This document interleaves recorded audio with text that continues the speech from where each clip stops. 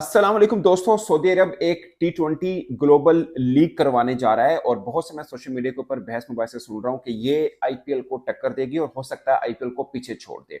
इस लीग का मकसद क्या है? ये लीग कब तक शुरू हो सकती है और क्या वाकई ये कॉम्पिटिटर बन सकती है आईपीएल की?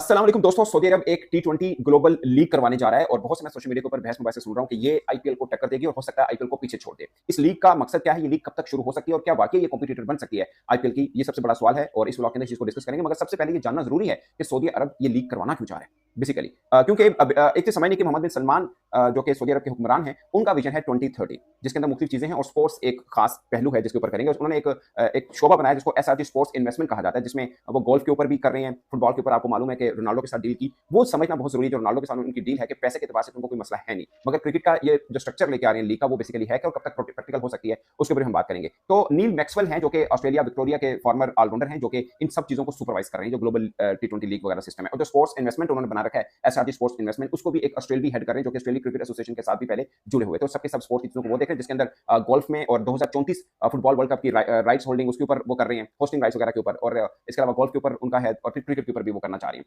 अब सबसे पहले समझना ये जरूरी है कि इंफ्रास्ट्रक्चर सऊदी अरब का है क्या। एट द मोमेंट वहां पर तकरीबन 60 क्रिकेट ग्राउंड है, मगर सिर्फ एक ग्राउंड ऐसा है जहां पे टर्फ पिच है, यानी जहां पे जो क्रिकेट पिच है इंटरनेशनल स्टैंडर्ड का टू सम एक्सटेंड आप कह सकते हैं वो है, जहां पे ड्रेसिंग रूम बने हुए हैं, जहां पे बाकी सब चीजें अवेलेबल हैं। उसके अलावा जितने भी 59 ग्राउंड हैं सब सिमिटेड हैं। हाँ, खेलने को मतलब एक चीज है कि आप क्रिकेट वहां खेल सकते हैं, मगर वो सिमिटेड हैं। और तकरीबन 160 टोटल क्रिकेट क्लब्स हैं, जिसमें पाकिस्तानी इंडियन कम्युनिटी जो लोग रहते हैं या लोकल वो क्रिकेट वगैरह डिफरेंट नेशंस के लोग वहां पे क्रिकेट वगैरह खेलते हैं, क्योंकि वहां पर रीजनल उस तरह से लोकल कम्युनिटी के साथ बहुत ज्यादा जुड़ी हुई है खेलनी है। वो लोग फुटबॉल को बहुत ज्यादा पसंद करते हैं, मगर क्रिकेट के ऊपर भी इन्वेस्टमेंट हो रही है। आपको याद होगा आईपीएल 2025 की जद्दा के अंदर ऑक्शन कराई गई थी और उस वक्त भी ये खबरें चली थी कि सऊदी अरब एक माइंड बना के चल रहा है कि वो भी एक लीग कराना चाह रहा है और उसको हाइप देने के लिए उसने आईपीएल की ऑक्शन जद्दा के अंदर कराई थी। तो इससे साफ है कि इंडिया या बीसीसीआई उसके साथ बिल्कुल लूप के अंदर है। अब दो सवाल उठते हैं। एक सबसे बड़ा सवाल ये कि क्या ये वैल्यू में इतनी बड़ी हो सकती है, नंबर वन। नंबर टू, कि सबसे बड़ा क्वेश्चन जो आम क्रिकेट फैन के जहन में कि क्या भारतीय क्रिकेट बोर्ड जो अब तक किसी भी लीग के लिए अपनी क्रिकेट को खेलने की इजाजत नहीं दे रहा, इस लीग के लिए इजाजत देगा या नहीं। और तीसरा क्वेश्चन कि अगर ये लीग इतनी बड़ी हो सकती है तो आईपीएल को उससे खतरा अगर है तो आईसीसी के जो चेयरमैन है जय शाह साहब, क्या वो इस लीग कराने के लिए सऊदी अरब को परमिशन दे देंगे? क्योंकि 2016 से वो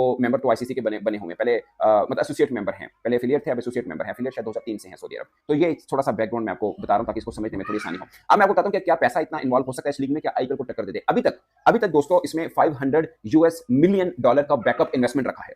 500 मिलियन डॉलर का बैकअप इन्वेस्टमेंट रखा है और इनका पैटर्न जो होगा सऊदी लीग का कि इसमें 8 टीमें होंगी जो डिफरेंट कंट्री से होंगी। मिसाल के तौर पर सऊदी अरब से एक फ्रेंचाइज हो सकती है। अभी मॉडल उन्होंने परफेक्ट जो है वो अनाउंस करना है, बट अब तक जो खबरें ये स्टिल भी अखबार में बेसिकली खबर दोबारा से लगी। इससे पहले भी ये चल रही थी जब ऑक्शन कराई गई थी आईपीएल की, तो उस वक्त भी ये खबरें चली थी। बट पॉइंट इसके डिफरेंट कंट्री की फ्रेंचाइज हो सकती हैं, जैसे ऑस्ट्रेलिया की कोई एक होगी, लेट्स अज्यूम इंडिया से कोई एक आ जाएगी, इंग्लैंड से, पाकिस्तान से, जहां से भी फ्रेंचाइजीज के मालकान आकर 8 टीमें बनेंगी। और इसका फॉर्मेट ये रखा गया है कि 4 डिफरेंट कंट्रीज में पूरे साल भर में ये लीग के मैचेस होते रहेंगे। मिसाल के तौर पर साल में 4 उन्होंने क्वार्टर ढूंढ लेने जिसमें ये लीग के मैचेस कराए जा सकते हो, और ये इसलिए साल में 4 रखे हुए हैं कि इस दौरान वो टाइम पीरियड ढूंढना जब कोई और लीग ना हो रही हो, जब आईसीसी या एसीसी का इवेंट ना हो रहा हो, जब बायलैटरल सीरीज भी ना हो रही हो। अच्छा, ये टाइम पीरियड ढूंढना अपने लिए एक चैलेंज जरूर रहेगा, मगर शायद वो इतनी परवाह ना करें जब बीपीएल चल रहा हो या जब श्रीलंका लीग चल रही है, तो उनके लिए उतना बड़ा खतरा नहीं है। उसके नजदीक में कोई एक क्वार्टर मिल जाए, कहीं पे क्वार्टर वो ये ढूंढ लें जहां पे कोई की बड़ी अहम सीरीज ना चल रही हो, तो साल में 4 हिस्से ऐसे ढूंढने जहां पे हो, फिर फाइनल सऊदी अरब के अंदर कराएं। अगर फाइनल जो सऊदी अरब के अंदर इतनी बड़ी लीग का कराना, उसके लिए शायद ग्राउंड की कंस्ट्रक्शन वगैरह का मामला इन्हें कोई नए सिरे से बनाना पड़ेगा। तो ये तो साफ है कि अभी तक ऑन डॉक्यूमेंट्स है और इसको के चीजें लेके चलनी है, और ये भी इसमें भी कोई शक नहीं है कि इसकी अप्रूवल आईसीसी से कराना